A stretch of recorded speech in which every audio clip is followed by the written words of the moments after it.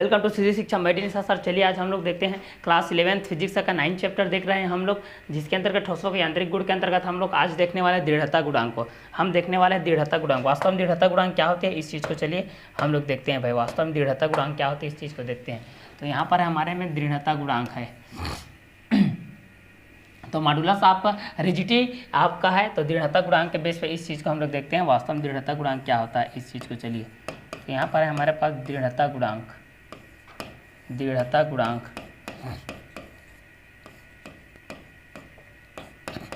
दृढ़ता गुणांक है तो प्रत्यास्थता सीमा के अंतर्गत प्रत्यास्थता सीमा के अंतर्गत प्रत्यास्थता सीमा के अंतर्गत प्रत्यास्थता सीमा के अंतर्गत सीमा के अंतर्गत किसी वस्तु सीमा के अंतर्गत अंतर्गत किसी वस्तु में उत्पन्न किसी वस्तु में उत्पन्न स्पर्श रेखीय प्रतिबल तथा वस्तु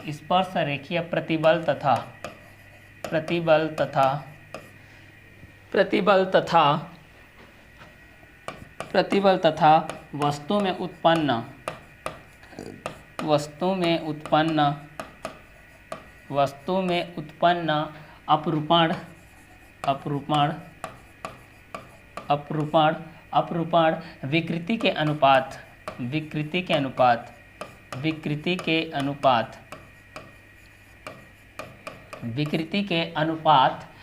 अपरूपण विकृति के अनुपात को वस्तु का दृढ़ता गुणांक कहते हैं।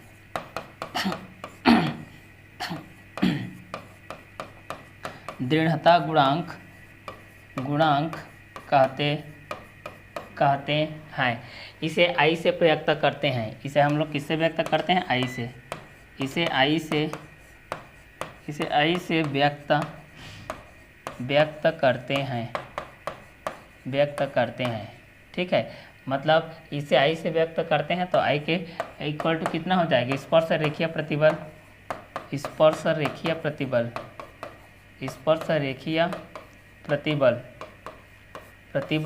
के बटे क्या हो जाएगा? अपरूपण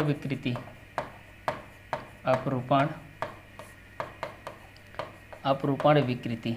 क्लियर, ये हो जाएगा। तो जब भी आप लोगों को ये चीज़ पूछा जाता है भाई कि दृढ़ता गुणांक की मॉडुलस ऑफ रिजिडिटी किस तरीके से होती है, तो प्रत्यास्थता सीमा के अंतर्गत जब हम इस चीज़ को देखते हैं तो क्या होता है? प्रत्यास्थता सीमा के अंतर्गत किसी वस्तु में उत्पन्न स्पर्श रेखीय प्रतिबल तथा वस्तु में उत्पन्न क्या होता है? अपरूपण विकृति के अनुपात को वस्तु का दृढ़ता गुणांक कहते हैं। इसे से हम लोग क्या करते हैं? व्यक्त करते हैं। क्लियर, तो यहाँ पर हो जाएगा स्पर्श रेखीय प्रतिबल के बटे क्या हो जाएगा? अपरूपण विकृति।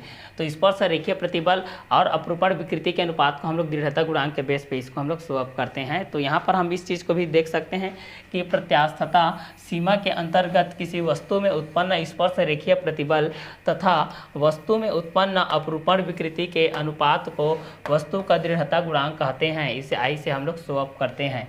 तो ये आप लोगों का दृढ़ता गुणांक के अंतर्गत आ गया। चलिए आगे इसका जो कंटेंट है उस चीज़ को हम लोग देखते हैं। पाइसन अनुपात। पाइसन अनुपात क्या होता है? ये एग्जाम में आता है भाई, मोस्ट इंपॉर्टेंट क्वेश्चन है आप लोगों का पाइसन अनुपात।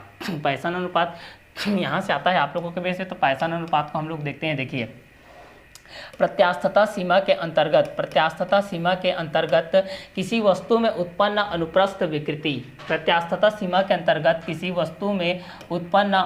विकृति तथा अनुदैर्ध्य विकृति के अनुपात को उस वस्तु की पाइसन निष्पत्ति या पाइसन अनुपात कहते हैं। ठीक है, इसको हम लोग P से व्यक्त करते हैं। किससे व्यक्त करते हैं? P से व्यक्त करते हैं। इस चीज़ को हम लोग किससे व्यक्त करते हैं? P से।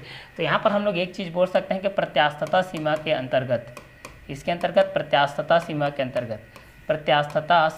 अंतर्गत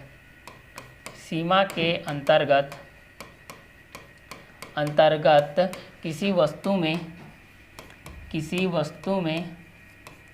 वस्तु में उत्पन्न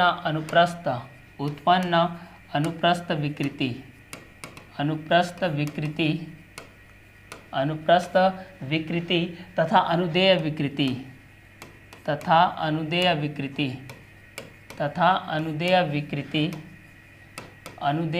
विकृति के अनुपात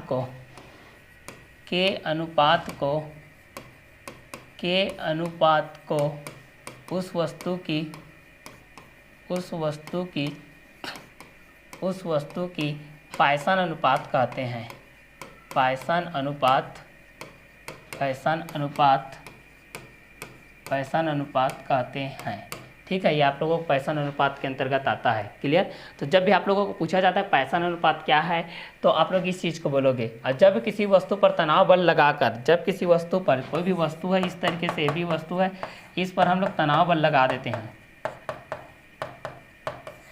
तनाव बल लगाकर उसकी लंबाई में वृद्धि की जाती है। तो उसकी लंबाई में, लेंथ में वृद्धि की जाती है, तो उसके अनुप्रस्थ परिच्छेद में कमी हो जाती है। उनके अनुप्रस्थ परिच्छेद में कमी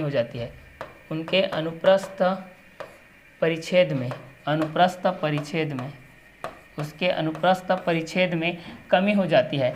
अर्थात लंबाई में वृद्धि के कारण अनुदैर्ध्य विकृति उत्पन्न हो जाती है तथा अनुप्रस्थ परिच्छेद में कमी के कारण अनुप्रस्थ या अभिलंब विकृति क्या हो जाती है, उत्पन्न हो जाती है। तो जब भी आप लोगों को पूछा जाता है तो आप लोग ये बोलेंगे कि जब किसी वस्तु पर तनाव बल लगाकर उसकी लंबाई में वृद्धि की जाती है तो उसके अनुप्रस्थ परिच्छेद में कमी हो जाती है, अर्थात लंबाई में वृद्धि के कारण अनुदैर्ध्य विकृति उत्पन्न होती है तथा अनुप्रस्थ परिच्छेद में कमी के कारण अनुप्रस्थ या अभिलंब विकृति उत्पन्न होती है। तो ये आप लोगों के पायसन अनुपात के अंतर्गत आता है। किसके अंतर्गत आता है, तो बोलने से ये आप लोगों के पायसन अनुपात के अंतर्गत आता है। तो ये प्रत्यास्थता सीमा के अंतर्गत होती है। आगे इसका जो होता है, इसकी मात्रक एवं विमीय सूत्र पायसन निष्पत्ति के दोनों विकृतियों का अनुपात होता है, अतः इसका कोई मात्रक नहीं होता है। इसका किसी प्रकार का कोई मात्रक नहीं होता है और इस प्रकार यह एक विमाहीन राशि है, अतः इसका विमीय सूत्र क्या होता है, m0 l0 t0 होता है।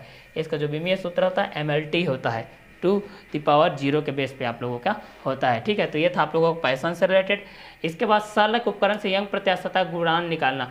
सरल के उपकरण से यंग प्रत्यास्थता गुणांक किस तरीके से निकालते हैं, इस चीज़ को हम लोग यहाँ से देखते हैं। चलिए, तो सरल के उपकरण से हम लोग यंग प्रत्यास्थता गुणांक किस तरीके से निकालते हैं, इस चीज़ को यहाँ से हम लोग देखने वाले हैं। तो चलिए, सरल के उपकरण से यंग प्रत्यास्थता गुणांक को हम लोग किस तरीके से निकालेंगे, इस चीज़ को यहाँ से देखते हैं। चलिए, तो यहाँ से इस चीज़ को हम लोग देखेंगे। तो इस चीज़ के बेस पे आप लोगों के चित्रानुसार जो दिया गया है, इस चित्र के अनुसार से हम लोग इस चीज़ को हम लोग कवर अप करेंगे। तो सर्वप्रथम उपकरण के बेस पे हम लोग इस चीज़ को देखेंगे ना। तो प्रयोगशाला में यंग प्रत्यास्थता गुणांक, जो प्रयोगशाला होती है उसमें यंग प्रत्यास्थता गुणांक, देखिए प्रयोगशाला में यंग प्रत्यास्थता गुणांक का मान सरल के उपकरण द्वारा ज्ञात किया जाता है। ठीक है, सरल के उपकरण द्वारा ज्ञात किया जाता है। किसके उपकरण द्वारा ज्ञात किया जाता है, बोलने से सरल के उपकरण द्वारा ज्ञात किया जाता है। इसकी संरचना में प्रदर्शित है, इसमें एक ही धातु से निर्मित दो लंबे तार होते हैं। ठीक है, दो धातु से लंबे निर्मित तार होते हैं, डायग्राम बेस पर इसको बताया जाएगा भी। तथा बी दृढ़ आधार से ऊंचाई पर लटकाए जाते हैं। तार ए से सहायक कक्ष बी को प्रायोगिक तार से जोड़ा जाता है। प्रायोगिक तार से क्या किया जाता है, कहा जाता है, जिसके अंतर्गत आप लोगों का सहायक तार से तुलना करके प्रायोगिक तार की लंबाई में क्या की जाती है, वृद्धि की जाती है एवं उसकी गणना की जाती है। आखिर में जब दोनों तारों के निचले स्वतंत्र सिरों पर एक एक फ्रेम जी व एच लटका दिया जाता है, जो कि दोनों फ्रेम के नीचे भार लटकाने के लिए एक एक हुक लगा होता है। सहायक तार वाले हुक में एक स्थिर भार W वेट विंग मशीन जैसे वेट में वाले हुक में हैंगर लटकाते हैं तथा दोनों का भार समान होता है। तो हैंगर इच्छानुसार हम लोग भार को रख देते हैं। तो सरल उपकरण के बेस पे हम लोग यहाँ पर यंग प्रत्यास्थता गुणांक निकालते हैं। एग्जाम में वही आता है कि यंग प्रत्यास्थता गुणांक क्या होता है बोल के। तो यहाँ से हम लोग दो चीज़ों को लेकर के इस चीज़ को हम लोग कवर अप करने वाले हैं। चलिए, आगे इसकी जो गणना है उस चीज़ को हम लोग देखते हैं भाई। दोनों फ्रेम के बीच एक स्प्लिट लेवल एस लगा होता है। दोनों फ्रेम के बीच में एक स्प्लिट लेवल एस लगा होता है ना। दोनों फ्रेम के बीच में एक स्प्लिट एस लगा होता है, जिसका एक सिरा फ्रेम जी में कसा होता है तथा दूसरा सिरा फ्रेम एच में लगे गोलाई मापी के पेंच की नोक पर होता है। अतः गोलाई मापी के वृत्तीय पैमाने के साथ एक ऊर्ध्व पैमाना लगा रहता है। एक ऊर्ध्वाधर पैमाना इस तरीके से वृत्तीय पैमाना के साथ इस तरीके से आपका चिपका रहता है भाई, वृत्तीय पैमाना के साथ। क्लियर। तो ये दोनों फ्रेम के बीच में एक स्प्लिट लैप एस लगा, जिसका एक सिरा जी पर रहता है, दूसरा सिरा आप लोगों का गुलाई मापी पर स्थिर रहता है। क्लियर। अब सिद्धांत इसके बाद में जो सिद्धांत के बेस में था, तो सिद्धांत के बेस में हम लोग इस चीज़ को देखे थे कि इनका जो प्रायोगिक तार होता है, माना कि जो प्रायोगिक तार ए बी की जो प्रारंभिक लंबाई है, माना कि प्रायोगिक तार ए बी की जो प्रारंभिक लंबाई है एल, वह त्रिज्या है। अब यदि हम लोग इसको डायग्राम बेस पे अगर शो अप करना चाहेंगे के अनुसार, यदि तार को ए सिरे से दृढ़ आधार पर लटकाकर दूसरे सिरे बी पर हम लोग mg भार पर लटकाते हैं, जिससे तार ए बी डैश की स्थिति में आ जाता है। जैसे कि यहाँ पर ए और बी है, यहाँ पर अगर भार को लगाते हैं तो ए बी डैश के बेस पे इस तरीके से ये चल करके इस तरीके के बेस पे ये आपको क्या होता है, इस तरीके से आ जाता है। तो यहाँ पर ए बी डैश के माध्यम से यहाँ पर ये एल और जेड क्या होता है, एल प्लस जेड के रूप में अटैचमेंट के रूप में रहता है। तो ये आपको सिद्धांत के अनुसार ये चीज़ आता है भाई। तो ये यंग प्रत्यास्थता के गुणांक के अंतर्गत आता है। तार को खींचने में किए गए कार्य प्रत्यास्थता स्थितिज ऊर्जा के बेस पे इस चीज़ को हम लोग देखते हैं। ठीक है। अब जब तार को हम लोग खींचने का प्रयास करते हैं या खींचते हैं भाई, आप लोग अक्सर कई बार देखे होंगे जब तार को हम लोग खींचते हैं, ठीक है, तो यहाँ पर जब किसी तार को खींचा जाता है, जब किसी तार को खींचा जाता है ना, जब किसी तार को खींचा जाता है तो विरूपक बल के द्वारा उस पर कार्य किया जाता है। तो विरूपक बल के द्वारा उस पर कार्य किया जाता है। यह कार्य उस तार में स्थितिज ऊर्जा के रूप में संचित हो जाती है तथा जिसे तार की प्रत्यास्थता स्थितिज ऊर्जा कहते हैं, जिसे तार की क्या बोलते हैं, प्रत्यास्थता स्थितिज ऊर्जा बोलते हैं। तो यहाँ पर आप लोगों के बेस में पूछा जाएगा कि प्रत्यास्थता स्थितिज ऊर्जा क्या है, तो आप लोग बोलोगे कि जब किसी तार को खींचा जाता है तो विरूपक बल के द्वारा जो उस पर कार्य किया जाता है, यह कार्य उस तार में स्थितिज ऊर्जा के रूप में संचित हो जाता है, जिसे तार की प्रत्यास्थता स्थितिज ऊर्जा कहा जाता है, जिसे तार की प्रत्यास्थता स्थितिज ऊर्जा कहा जाता है। तो ये आप लोगों को प्रत्यास्थता स्थितिज ऊर्जा के बेस पे आप लोगों को हो जाएगा। इसके अंतर्गत हम भी एक जो प्रायोगिक संकल्पना लेते हैं, प्रायोगिक जो सैद्धांतिक बात होती है, इस सैद्धांतिक बात को हम लोग इस तरीके से शो अप करते हैं। देखिए क्या बोल रहा है कि यदि माना कि किसी तार की प्रारंभिक लंबाई, माना कि किसी तार की प्रारंभिक लंबाई, माना कि किसी तार की प्रारंभिक लंबाई एल है, प्रारंभिक लंबाई ए है, अनुप्रस्थ काट का क्षेत्रफल ए है, अनुप्रस्थ काट का क्षेत्रफल क्या है, ए है, अनुप्रस्थ काट का क्षेत्रफल क्या है, ए है, तथा तार के पदार्थ का यंग प्रत्यास्थता गुणांक y है। इस तार पर एक विरूपक बल F लगाने से उसकी लंबाई L प्लस आई हो जाती है। L प्लस क्या हो जाती है, आई हो जाती है। ये दोनों आपका L प्लस आई हो जाती है। क्लियर। तो अर्थात तार की लंबाई में वृद्धि करने पर, तार की लंबाई में हम लोग क्या कर देते हैं, वृद्धि कर देते हैं, लंबाई में हम लोग इंक्रीज कर देते हैं भाई, इंक्रीज कर देते होती है, तब तार में आरोपित बल अचानक कार्यशील नहीं होता, ये अचानक कार्यशील नहीं होता, अपितु प्रारंभ में इसका मान शून्य हो जाता है। प्रारंभ में इसका जो वैल्यू होता है वो क्या होता है, 0 हो जाता है, तथा धीरे धीरे बढ़कर F होता है। अतः यह कहा जा सकता है कि तार के लंबाई में वृद्धि होने तक तार पर लगने वाला बल आपका 0 के बराबर होता है। किसके बराबर होता है, आप लोगों के 0 के बराबर होता है। इसके आगे के जो 0 के बराबर होता है, प्रत्यास्थता स्थिरांकों में संबंध।